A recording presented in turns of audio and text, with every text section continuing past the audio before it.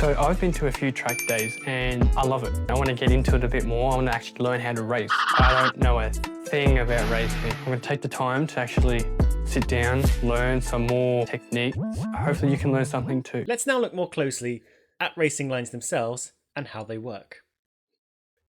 Something you may find intuitively obvious is that you can drive faster through a curve of larger radius than a tight curve with a very small radius. This is related to how much lateral grip a car has, something which is tied up in more factors than just tyre rubber. Downforce, suspension and traction are among the many elements that help give a car its turning grip.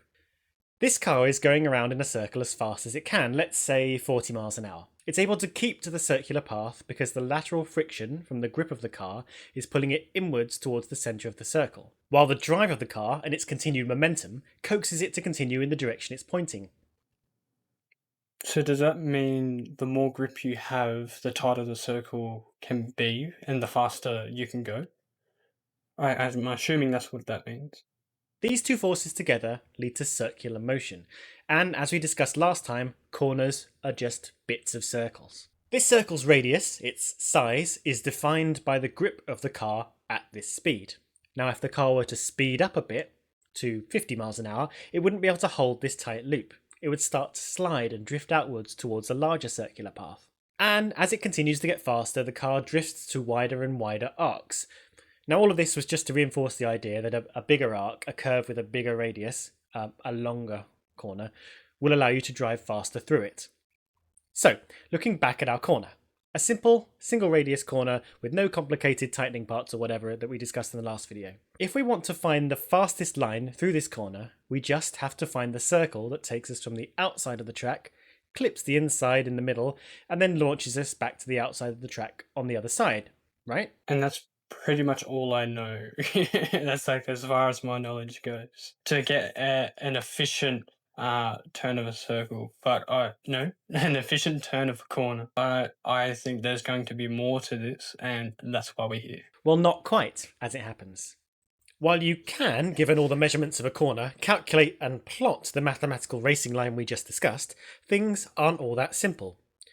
Let's talk about the apex for a second. Now, the apex, when mentioned by drivers and commentators, is the inside-most point of a corner that cars brush past on their line through. Our mathematical line will find the true apex, or geometric apex, the point at the absolute middle of the corner, and actually produce a symmetrical line through the turn. Hopefully we're all good so far. Now, while this racing line will absolutely give you the fastest way through the corner, it's often not the best line to take. Remember, you're not trying to maximise your speed through one corner, you're trying to max. Why wouldn't this be the right way to go about it, even if there are multiple corners? Because you would want to be fast regardless, wouldn't you? Like as fast as possible through the corners, through every corner. So I don't know how the racing line would change. Maximise your speed over the whole track. Taking the corner as fast as possible between point A and point B might actually be detrimental in getting to point C down the next straight. So how do we maximise our speed from A to C? So this part here is a straight, and what are straights but acceleration zones? A moment wasted not accelerating will hurt you getting to higher speeds at the back end of the straight, which can add up to some pretty massive deficits. So, a driver will actually brake a bit later and harder, turning into the corner later, but straightening up much earlier. They'll brush the inside of the turn later through the corner, which is known as taking a late. So they can accelerate sooner, so then they're faster on the straight sooner, so then by the C, they're going quicker and they should be ahead. I think I understand it now. Apex, all in service of creating a much straighter line out of the bend.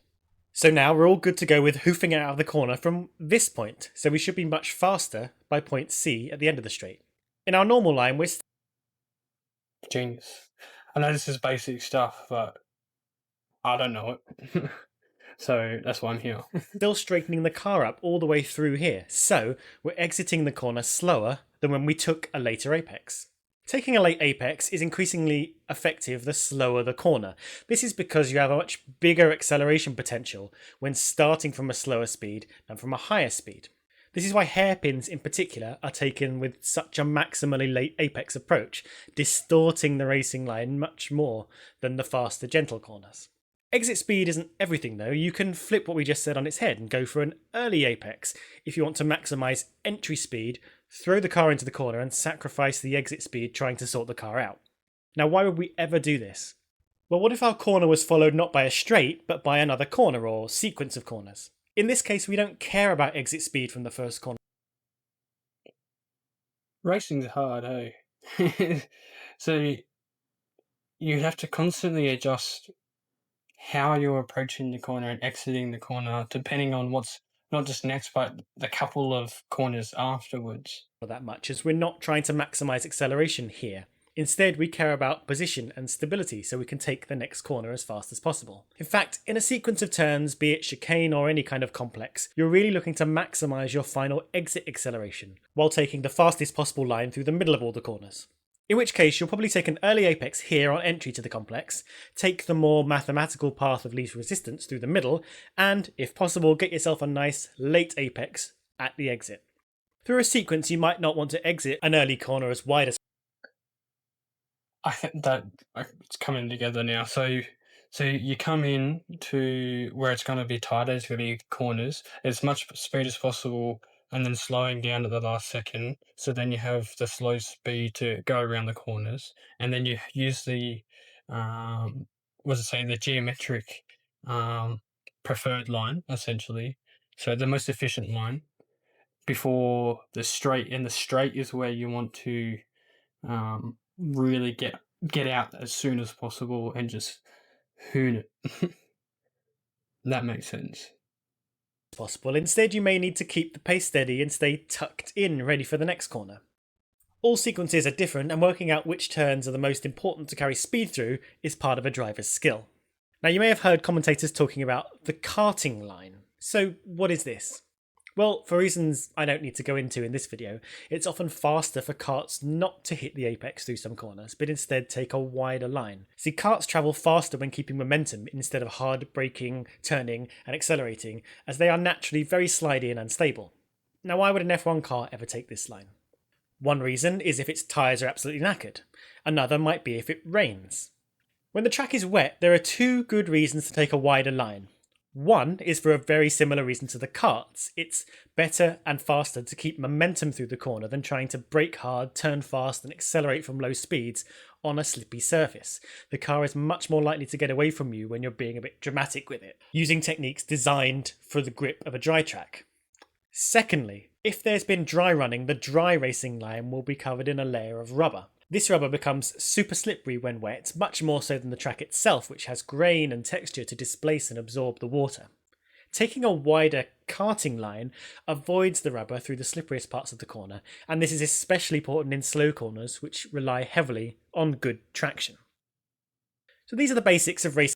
They're not turning so abruptly, so the water or the rubber is making them slide out. It's so they're still maintaining maximum grip and speed through the corner. And karting is slightly different, where they're not fully gripped onto the road. Lines, but believe me, it's all very well on paper, but things get much more complicated out on track.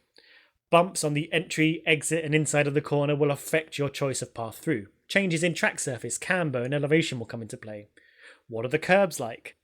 Does the exit of the corner have a tarmac runoff, gravel trap, grass, or a big hefty barrier to hit? In the end, the lines through the corners will bear out from the many qualities of the nature of the whole track. You could pick up the Variante Ascari chicane from Monza and stick it into Monaco, and people would take it very differently. Watch cars through corners and try and work out the decisions being made by the drivers as they take their lines. And I haven't even mentioned how lines change again if you're not on your own, but in a battle with another driver. But that's for another time. Right. So what I learned was, you're going up to a corner after a corner, you want to have an early apex, so then you're slow going through the corners, so then you can have a more geometric preferred line to maintain grip, because you don't want too much speed going from a corner to another corner to another corner. But then when you get back to the straight, then you want to have that late apex, so then you can exit a lot faster and have more speed. And I think everything I said is correct. If not, tell me below. Anyway, there's definitely a lot more for me to learn. So put your thoughts down in the comments below what I should learn next. Thanks for watching, and don't forget to like and subscribe.